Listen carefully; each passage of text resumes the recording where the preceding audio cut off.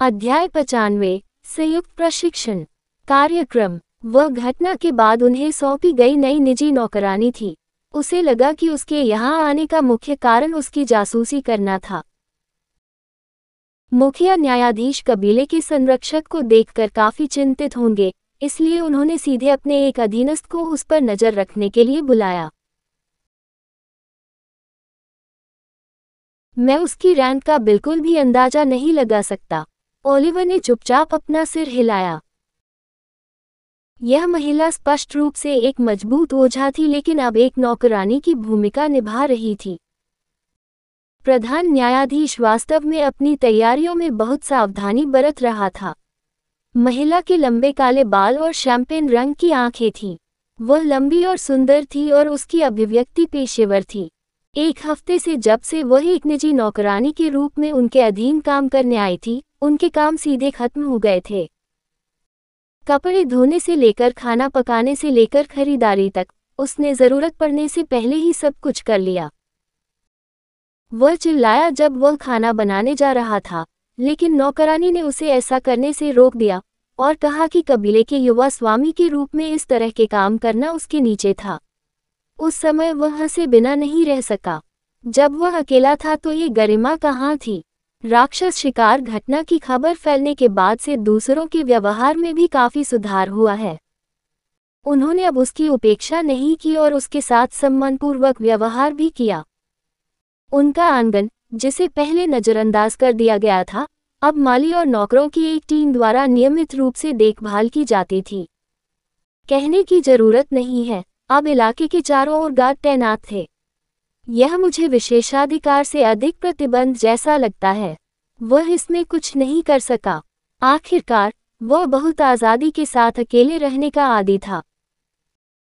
लेकिन इस स्थिति में कुछ फायदे भी थे, क्योंकि वह केंद्रीय क्षेत्र में उन स्थानों तक पहुंचने में सक्षम था जहां उसे पहले प्रवेश की अनुमति नहीं थी। युवा मास्टर, आपके कपड़े तैयार कर दिए गए हैं और नहाने का पानी आपकी पसंद के अनुसार तैयार कर लिया गया है, नौकरानी ने शांत स्वर में कहा। उसका नाम सेशा बुरेर था। ओलिवर मदद नहीं कर सका, लेकिन महसूस कर सका कि उपनाम ब्यूरे उससे परिचित था, लेकिन उसे याद नहीं आया कि उसने इसके बारे में कहाँ सुना था। यह उपन्यास में जरूर था, लेकिन कहाँ? उसने ये सोचते हुए अपना सिर दबाया, लेकिन घंटी नहीं बजी। उस उपन्यास को पढ़े हुए उन्हें कई वर्ष हो गए थे।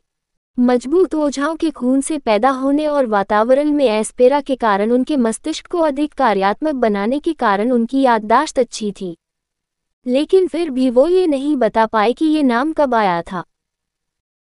चूंकि उसे यह बात याद नहीं थी, इसलिए वह उससे दूरी बना रहा था।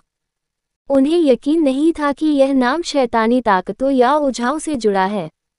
फिर भी वह खतरनाक थी और वह उससे सावधान था। उसने उसकी ओर सिर हिलाया और नहाने के लिए अंदर चला गया। आज कुछ खास दिन था। वह पहली बार अन्य 5 कुलों के बच्चों से मिलने जा रहा था। इतना ही नहीं, वह जीवन में पहली बार कबीला छोड़ने जा रहा था।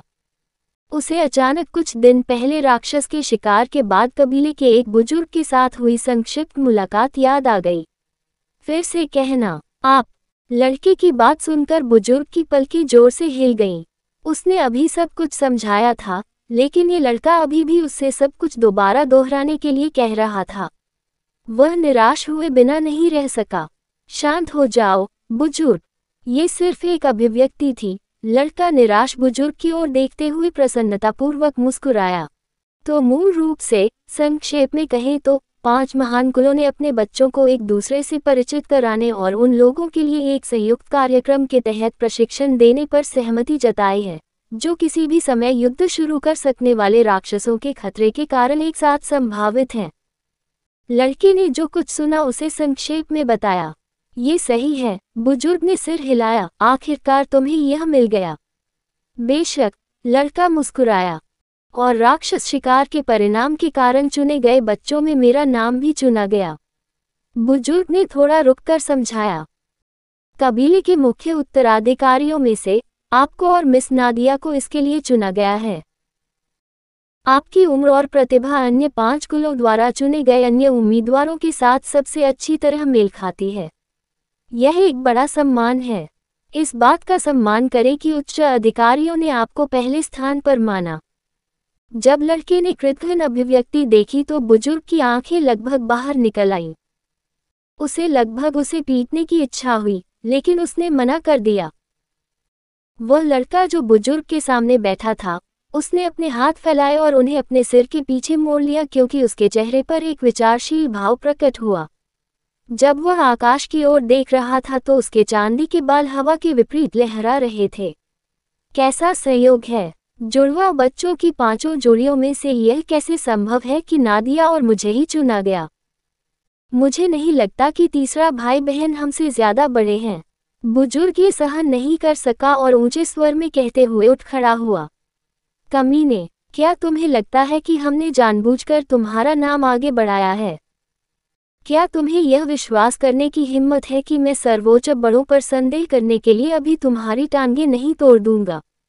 बुजुर्ग, जो स्पष्ट रूप से गुस्सैल स्वभाव का था, उसने आलसी लड़के को गुस्से से देखा और आगे कहा, आपने भाई बहनों की तीसरी जोड़ी के साथ जो किया उसके बाद क्या आप अब भी मानते हैं कि वे इस कार्यक्रम में शामिल होने के योग्य हैं? वे बेकार लड़के जो बिना किसी चिंता के एक भी लड़के को नहीं संभाल सकते। क्या आप ऐसा मानते हैं? लड़के ने जल्दी से अपनी मुद्रा ठीक की और शांत स्वर में कहा और अपने हाथ आगे बढ़ा दिए। वाह बुजुर्ग, शांत हो जाए। मैंने कभी नहीं कहा कि मुझे आपके वरिष्ठों के निर्णय पर संदेह है। मैं मिस्टिक पर्च कबीले का गौरवान्वित उत्तराधिकारी हूँ।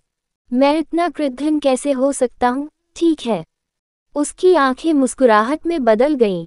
यदि आपने इसके बारे में सोचा है, तो अवश्य ही कोई कारण होगा कि मुझे क्यों चुना गया। मैं अपने सम्मानित बड़ों की इच्छाओं का सम्मान करूंगा और निश्चित रूप से भाग लूंगा और अन्य कुलों के अन्य बच्चों के सामने प्रभुत्व स्थापित करूंगा। लड़के की बातें सुनकर बुजुर्ग शांत हो गया। ऐसा लग रहा था कि वही अधिक घबराया हुआ है।